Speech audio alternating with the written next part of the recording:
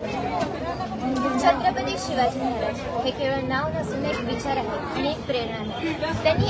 त्यांच्या विचारांनी अनेकांना प्रेरणा दिली आणि देत राहिली। नमस्कार, मी गौरी प्रकाश पाटील। मी आज तुम्हाला तोरणा किल्ल्याविषयी ऐतिहासिक माहिती सांगणार आहे।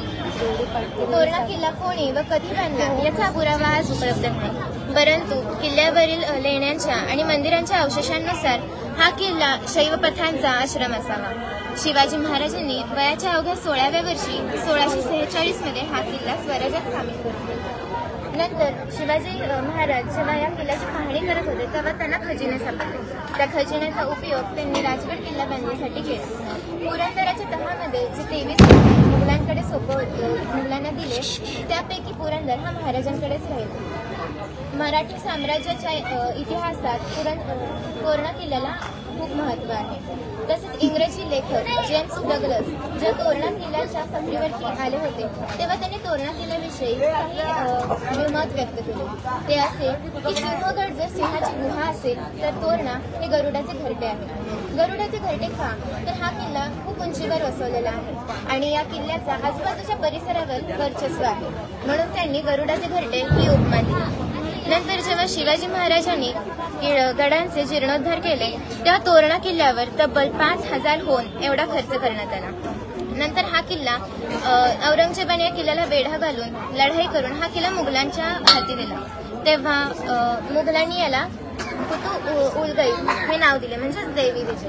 पण परत नागोजी काकोटे यांनी हा किल्ला जिंकला व त्यानंतर निरंतर हा किल्ला मराठी साम्राज्यात झाला। पुढील भौगोलिक माहिती आपण आपल्या भव्यतेसाठी आणि उंचीसाठी प्रसिद्ध असणारा किल्ला तोरणा। नमस्कार, मी साहित्य ओंकार मोडक इयत्ता 9वी नागप्रवादी मित्रशाळेची। तोरणा किल्ल्याला एकूण 7 दरवाजे आहेत।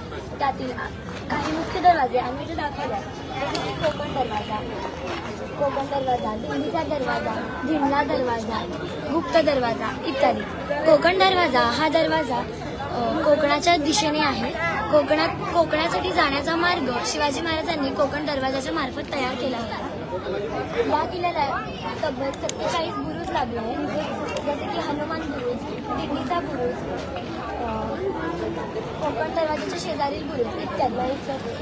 या किल्ल्यावर 2 माच्या आहेत, एक म्हणजे झुंजार माची आणि एक म्हणजे बुदला माची। झुंजार माचीवरनं आपल्याला आसपासचे अनेक किल्ले दिसतात, जसे की प्रतापगड, लोहगड, राजगड इत्यादी। या किल्ल्यावर बालेकिल्ला आहे। बालेकिल्ल्यावर मेंगाई देवीचे मंदिर आहे। मेंगाई देवीला सध्या तोरणाई देवी असे म्हणून देखील ओळखतात। बालेकिल्ल्यावर व बालेकिल्ल्याच्या खाली 2 सदर आहेत। सदर म्हणजे जिथे कामकाज चालते ते ठिकाण। स्वराज्याचे बरेच कामकाज या 2 सदरांवरून झाले होते। हत्तीमाळ नावाचा एक मोकळा परिसर देखील आहे। यातील चोर दरवाजा हा एकदम वेगळा चोर दरवाजा म्हणून ओळखला जातो। या किल्ल्याची उंची समुद्र सपाटीपासून 1403 मीटर उंचीवर असून जर ती फुटात मोजली तर 4603 फूट इतकी आहे। झुंजार माची ही या किल्ल्याच्या पश्चिम दिशेला आहे, तर चोर दरवाजा या किल्ल्याच्या पूर्व दिशेला आहे।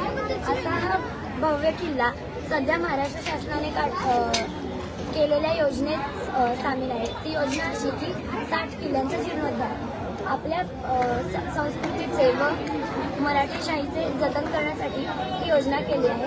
अशा या किल्ल्याला माझा खूप खूप सलाम, धन्यवाद।